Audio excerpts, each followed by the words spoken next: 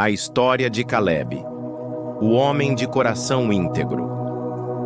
No vasto panorama das narrativas bíblicas, onde heróis e vilões se alternam em épicos de fé e conquista, emerge uma figura extraordinária, cuja história ressoa, através dos milênios, como um testemunho de coragem, fidelidade e determinação inabalável. Seu nome era Caleb, e sua jornada representa uma das mais inspiradoras demonstrações de fé persistente registradas nas Escrituras Sagradas.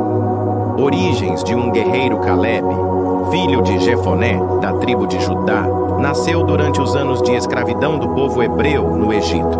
Curiosamente, as genealogias bíblicas sugerem que ele possuía ascendência quenezita, indicando que não era puramente israelita por sangue, mas havia se unido ao povo de Deus por escolha e convicção.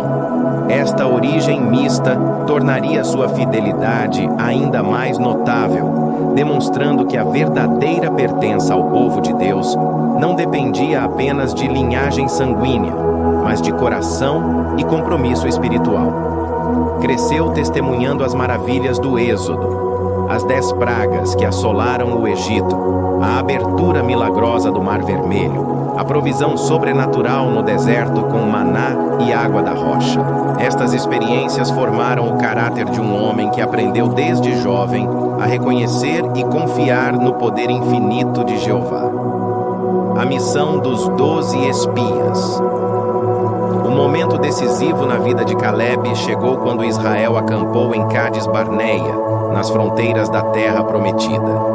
Moisés, obedecendo à orientação divina, escolheu 12 homens para espiar a terra de Canaã, um representante de cada tribo. Caleb foi o escolhido para representar a tribo de Judá, uma seleção que se revelaria providencial para a história do povo israelita. Durante 40 dias, os espias percorreram a terra prometida, desde o deserto de Zin até Reob, próximo da entrada de Ramate. Exploraram cidades fortificadas, vales férteis, montanhas imponentes e planícies verdejantes. Colheram frutos extraordinários, um cacho de uvas tão grande que precisava ser carregado por 2 homens, romãs e figos que demonstravam a exuberante fertilidade da terra. Mas junto com as maravilhas naturais, os espias também observaram os desafios. Cidades muradas e fortificadas, povos numerosos e guerreiros, e principalmente os gigantes filhos de Anak, cuja estatura e força causavam terror aos observadores. O relatório que dividiu uma nação. Quando os espias retornaram ao acampamento israelita, reuniram-se diante de Moisés, Arão e toda a congregação para apresentar seu relatório. Unanimemente confirmaram que a terra realmente manava leite e mel, exibindo os frutos extraordinários como evidência. Porém, 10 dos espias focaram-se nas dificuldades e obstáculos. Verdadeiramente mana leite e mel, declararam. Porém, o povo que habita nessa terra é poderoso, e as cidades são grandes e fortificadas. Também vimos ali os filhos de Anak. Os amalequitas habitam na terra do sul. Os heteus, os jebuseus e os amorreus habitam na montanha. E os cananeus habitam junto ao mar e pela ribeira do Jordão. Foi neste momento crucial que Caleb demonstrou a fibra de seu caráter. Enquanto o povo começava a murmurar e se amedrontar, ele se levantou diante de Moisés e fez calar o povo, proclamando com voz firme e convicta: certamente subiremos e a possuiremos em herança, porque somos bem capazes de a conquistar. A voz solitária da fé. A resposta de Caleb revelou um coração que havia aprendido a ver além das circunstâncias visíveis. Onde outros viam gigantes intransponíveis, ele enxergava oportunidades de vitória divina. Onde outros se intimidavam com muralhas altas, ele contemplava cidades que Deus entregaria em suas mãos. Sua perspectiva não negava a realidade dos desafios, mas os colocava sob a luz de uma realidade maior, o poder e a fidelidade de Jeová. Josué, filho de Num, da tribo de Efraim, uniu-se a Calebe nesta posição de fé. Juntos, estes dois homens representavam uma minoria corajosa em meio a uma multidão dominada pelo medo. Rasgaram suas vestes em sinal de aflição pela incredulidade do povo e declararam: a terra pela qual passamos a espiar é terra muito boa. Se o Senhor se agradar de nós, então nos fará entrar nesta terra e nola dará, terra que mana leite e mel. Tão somente não sejais rebeldes contra o Senhor e não temais o povo desta terra, porquanto são eles nosso pão. Retirou-se deles o seu amparo, e o Senhor é conosco, não os temais. A consequência da incredulidade. A resposta do povo a esta declaração de fé foi devastadora.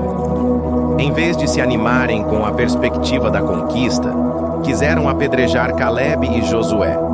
A incredulidade havia se enraizado tão profundamente que consideravam traidores aqueles que ousavam acreditar nas promessas divinas.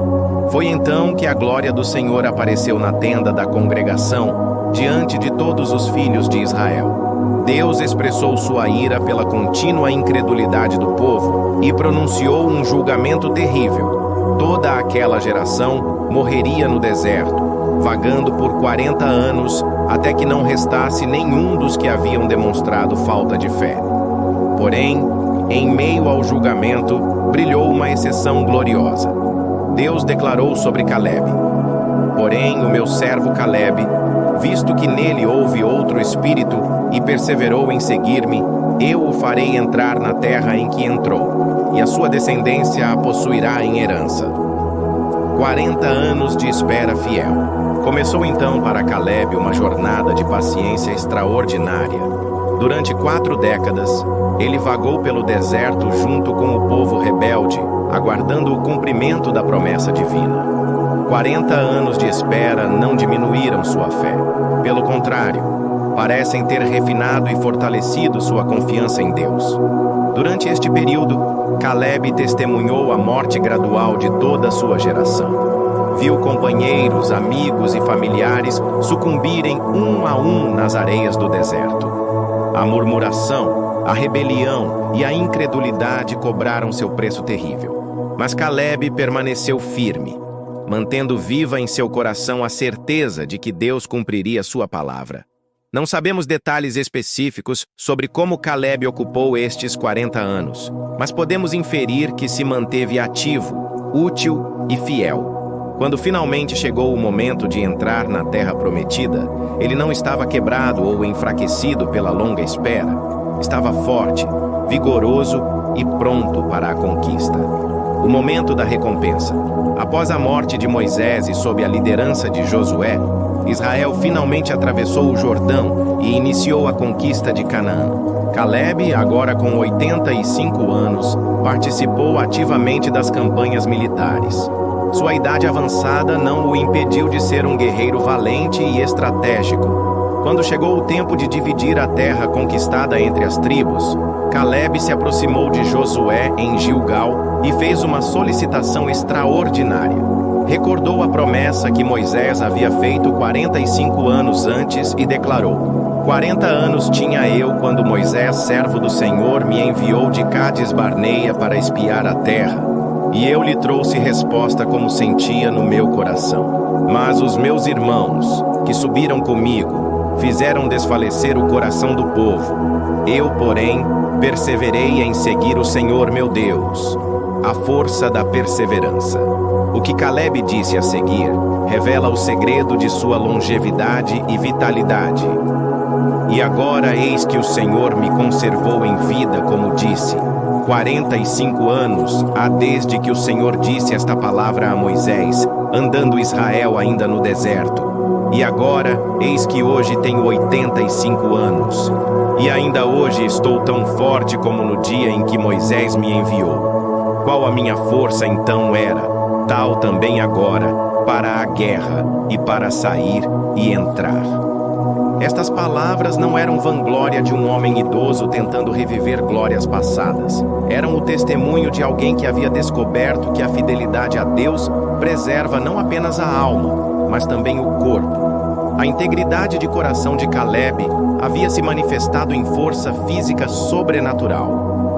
O último desafio.